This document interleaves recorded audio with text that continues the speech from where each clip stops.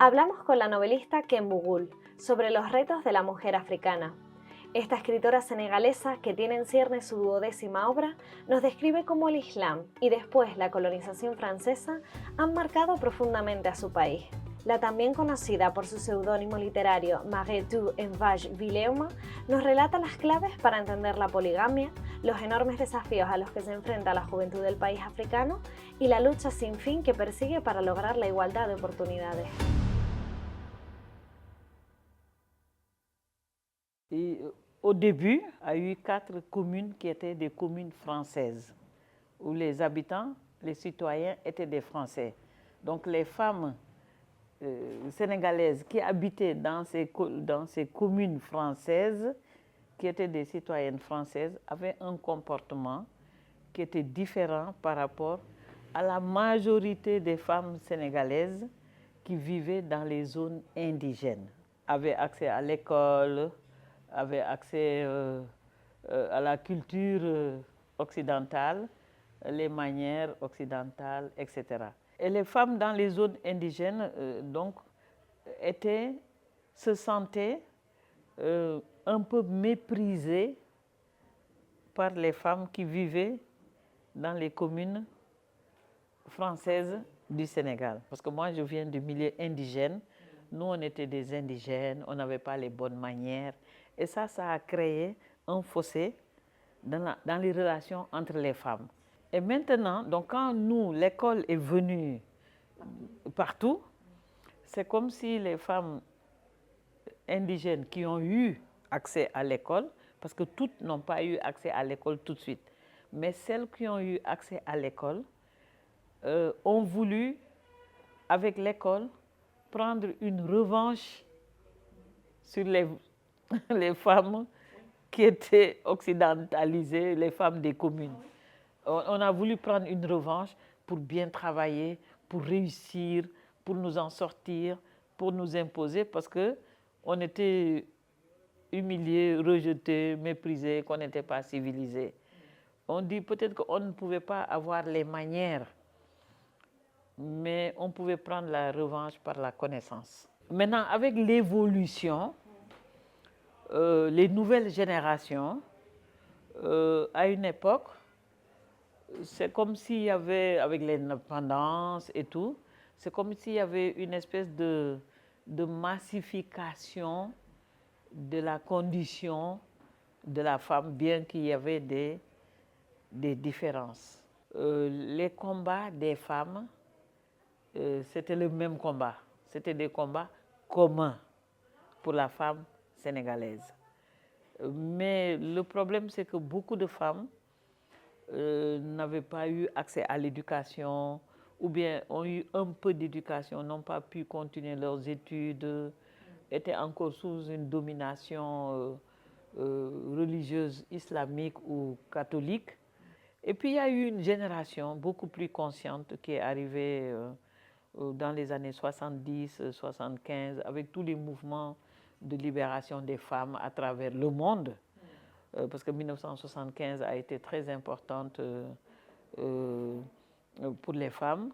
À partir de ce moment-là, au Sénégal, les mouvements d'émancipation des femmes ont commencé, toutes confondues, de quelques zones que ce soit, de quelques milieux que ce soit. Jusque dans les années, avec des différences un peu, mais jusque dans les années 90 vers les années 2000, où comme les femmes avaient un certain pouvoir économique, plus un pouvoir intellectuel, elles ont voulu avoir d'autres aspirations.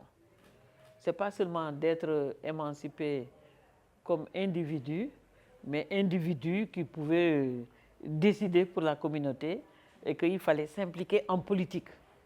Il faut être au niveau des décisions, des pouvoirs de décision. Mais malheureusement, il y a eu une récupération politique de l'émancipation de ces femmes. Mais quand elles ont été récupérées, politiquement récupérées, elles n'ont pas eu accès à la décision. elles étaient sous la décision, les hommes prenaient les décisions.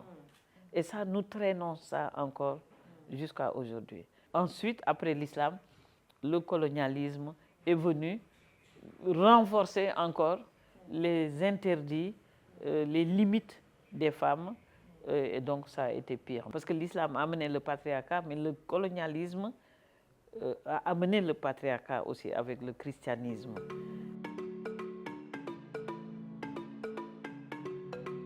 Au Sénégal, on a voté la loi sur la parité. À tous les niveaux, un homme, une femme, un homme, une femme. Mais ils se sont trompés. La parité, on dit un homme, une femme. Non, il fallait dire une femme, un homme. Parce que si on dit un homme, une femme, c'est l'homme qui va être. Alors qu'il fallait la parité, il fallait dire une femme, un homme. Il y aura monsieur le maire, madame l'adjointe au maire, monsieur le ministre, madame la vice-ministre. Ah non, c'est là que la formulation dans les textes, c'est important. On ne doit pas dire un homme, une femme. Il fallait dire une femme, un homme. Dans la récupération politique, les femmes ont manqué de vigilance. On veut diriger le pays. On ne veut pas être des ministres, on veut diriger, on veut décider, on veut prendre le pouvoir en fait. Mais il y a une résistance des hommes, mais il y a des résistances internes.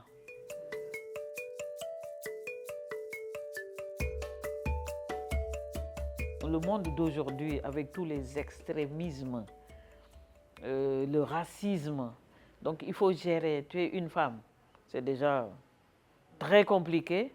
Tu es noire, oh là là, catastrophe nationale. Tu es musulmane, oh là là là là, c'est encore pire. Donc nous avons tellement de combats à mener que quand on est avec nos sœurs européennes, il y a une différence parce qu'il y a le poids de l'histoire, plus le poids des problèmes contemporains que nous partageons avec nos sœurs occidentales. Donc il faut se battre aussi pour ça. Les mêmes droits, l'égalité, le droit à l'avortement, le droit aux orientations sexuelles, le droit de... etc., etc.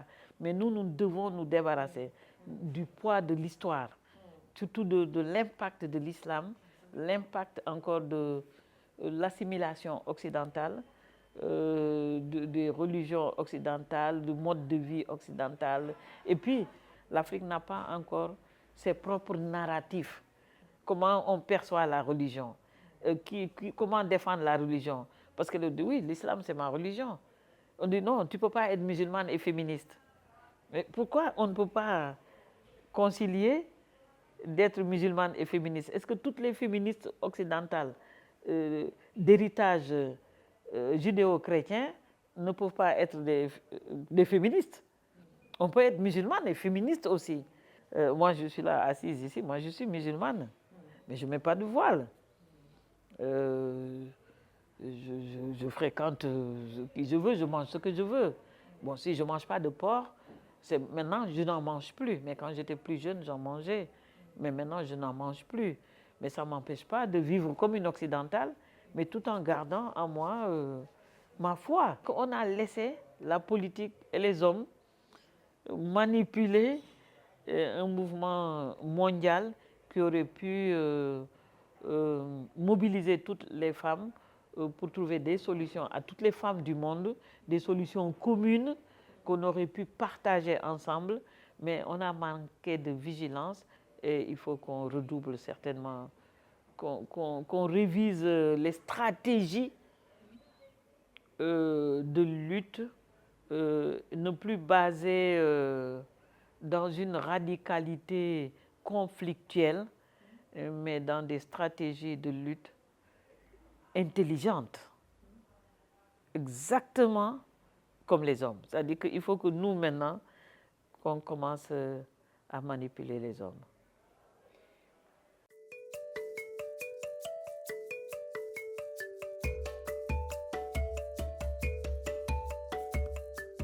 Avant l'islam, il y avait la polygamie, mais ce n'était pas institutionnalisé.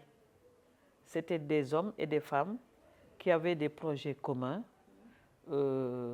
soit des projets économiques, des projets claniques, de développer le groupe. L'homme, les femmes n'étaient pas dans des relations de sentiments, mais dans des projets de société. Développement économique avec beaucoup d'enfants, beaucoup de femmes, beaucoup d'enfants, et de protéger le clan, de se défendre contre l'autre groupe qui est là-bas et de travailler ensemble pour produire plus, pour avoir plus, etc. Ça, l'islam a trouvé ça. Donc, l'islam est venu dire, vous pouvez avoir jusqu'à 4 femmes, mais n'a pas dit que vous devez avoir 4 femmes. Il a dit, si vous pouvez avoir les mêmes sentiments pour les femmes, les aimer de la même façon, les traiter de la même façon, vous pouvez en prendre 1 ou 2 ou 3, maximum 4. Donc, en remplissant les conditions qui ne sont jamais remplies. Et quand le colonisateur est venu, a trouvé que même que le système polygamique arrangeait son système d'exploitation économique. Un homme qui avait plusieurs femmes, qui avait plusieurs enfants, pouvait travailler plus, produire plus de rente, etc., etc. Et le colonisateur lui-même, sur place, ils ont fait comme ils ont fait pendant l'esclavage. Il y avait le maître qui avait sa femme, sa famille, qui avait ses esclaves, mais qui violait les femmes esclaves. C'est pour ça les populations métissées des États-Unis, tout ça, c'est des fruits de viol. Les populations métissées des Antilles, des Caraïbes, c'est le maître qui peut, c'est le fruit de viol. Et qui poussait aussi à utiliser la femme pour faire plus d'enfants, pour faire plus de petits esclaves. Il veut avoir plus d'esclaves, donc plus l'homme avait plusieurs femmes, plus il faisait beaucoup d'enfants qui sont des petits esclaves qu'il peut utiliser pour travailler pour lui, son pouvoir économique, qu'il pouvait vendre à d'autres maîtres dans d'autres plantations ou dans d'autres, etc. En plus, il trouvait que quand l'homme avait des responsables, il a 1 femme, mais 2 femmes, 3 femmes, il est prêt à travailler plus parce qu'il a besoin de gagner de l'argent pour nourrir sa famille. Donc il va plus obéir au travail du maître. Parce que plus il a de femmes, plus d'enfants, plus il va obéir pour gagner de l'argent, pour nourrir sa famille. Donc une espèce d'aliénation. Et le colonisateur a montré aussi qu'il avait sa femme, à Saint-Louis au Sénégal. Il y a beaucoup de métis. Toutes les communes françaises ont des métis. Donc, qu'on appelait les signards, les femmes qui avaient des enfants avec le maître. Mais le maître, il était marié. Les gens voyaient sa femme. Et pourtant, il a des femmes noires avec qui il a des enfants, à qui même il construisait de très belles maisons à Saint-Louis et qui faisaient du commerce, qui étaient des femmes riches, très aisées, mais qui étaient des femmes noires. Donc ça aussi, ça a fait la confusion. Il dit, mais lui, il a dit qu'il est catholique, que c'est une seule femme, et pourtant, il a pris une femme noire, il a fait des enfants, etc. Donc c'est ce système de maîtresse qui perdure jusqu'à aujourd'hui.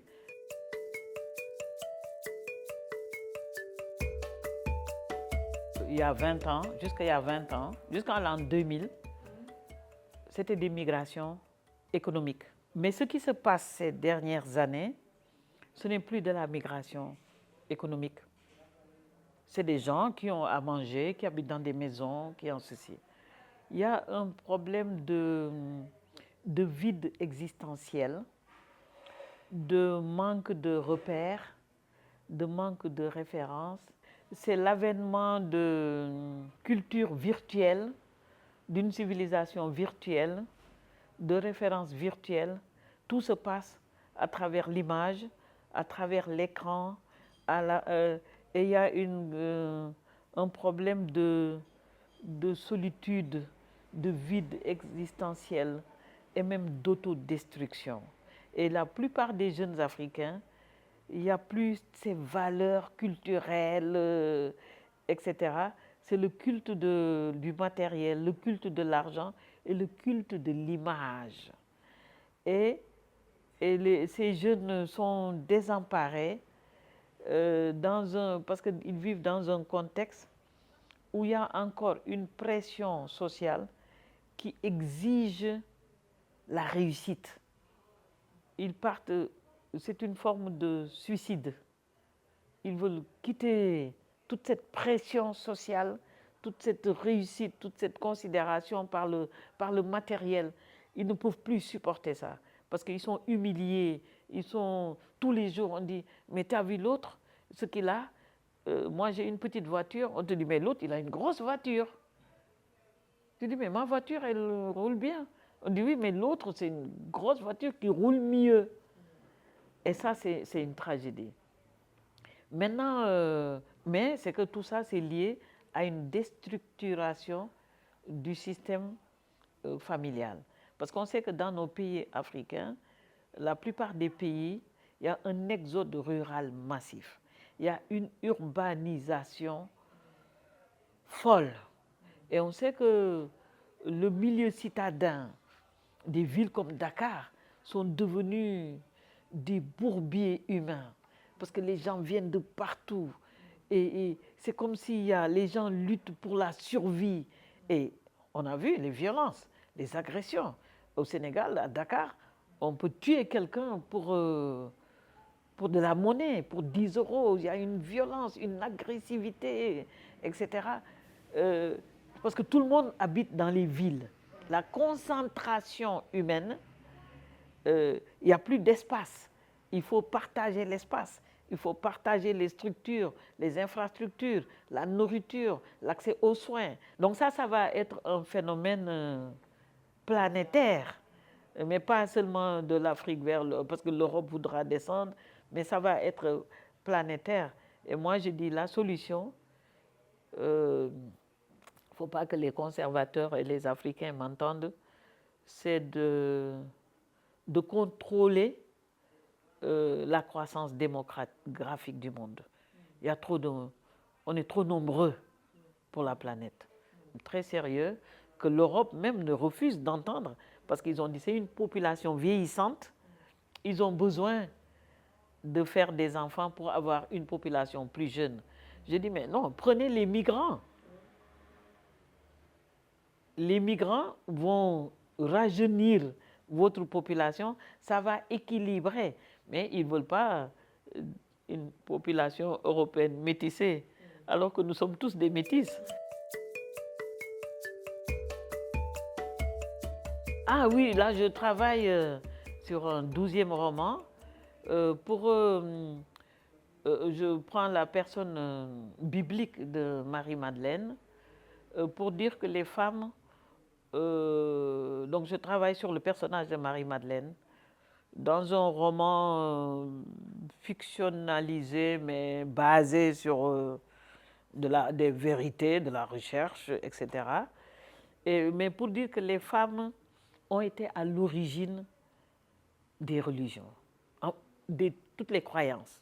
C'est les femmes qui ont été en contact avec la vie. Le problème de l'homme, il a peur de la femme. C'est ça son problème. Mais là, il faut que les femmes, puisqu'il a peur, pourquoi non, on ne va pas profiter de cette peur pour renverser la tendance et prendre le pouvoir? Surtout au niveau des religions. Parce que les religions, malgré tout ce qu'on veut dire, qu'il y a moins de gens qui vont à l'église, etc.